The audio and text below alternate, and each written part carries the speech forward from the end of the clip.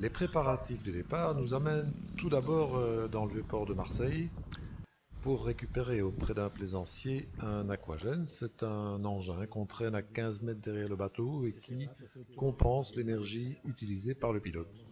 Alors plutôt que de faire tourner le moteur 2 fois par jour, ça produit suffisamment de courant.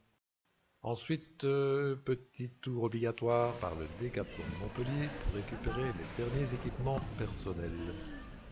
Super. Enfin, nous nous rendons à la voilerie Delta à Montpellier où nous attendent les 2 nouvelles voiles commandées il y a 9 mois. Le génois, la grand voile, tout neuf, de même qu'un nouveau moteur hors bord. Le patron, monsieur Malaret, est tout seul car c'est samedi et il nous fait visiter son atelier qui occupe une vingtaine de personnes. Vous voyez en noir la grand voile d'un concurrent de la route du Rhum, Quito de Pavan. Une voile technique entièrement collée. Tous les jours dans cet atelier, on fabrique environ 3 voiles entièrement sur mesure.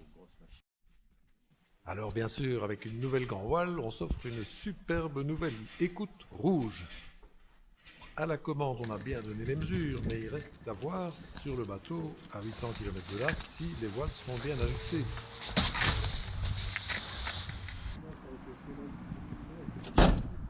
Et on y est, hein. Super.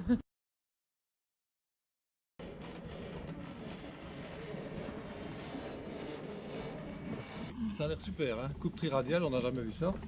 Et on espère que ça va bien tenir au niveau du bout de la baume parce qu'il n'y a pas de poulie dans la voile. Alors, capitaine, adieu génois. Oh là là, il a rendu des bons services. Il nous a amenés depuis Zadar jusqu'ici sans une seule réparation à faire, donc c'est génial. Mais maintenant, ça va gazer avec une voile triradiale, rien à voir. On a enlevé le vieux génois pour endrailler le nouveau, mais zut de zut, ça ne monte pas du tout comme on voulait.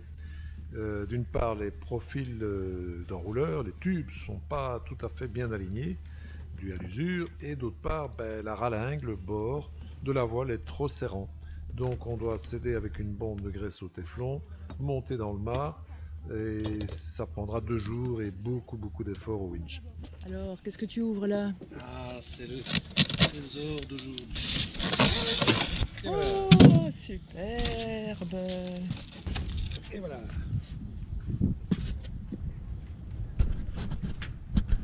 Vroom.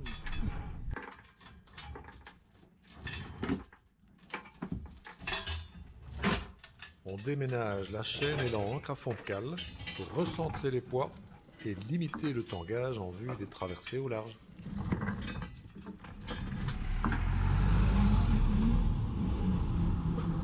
Enfin, c'est le moment d'embarquer le ravitaillement, toutes sortes de produits frais et de denrées plus ou moins indispensables comme le sirop de liège, les thons de Sicile,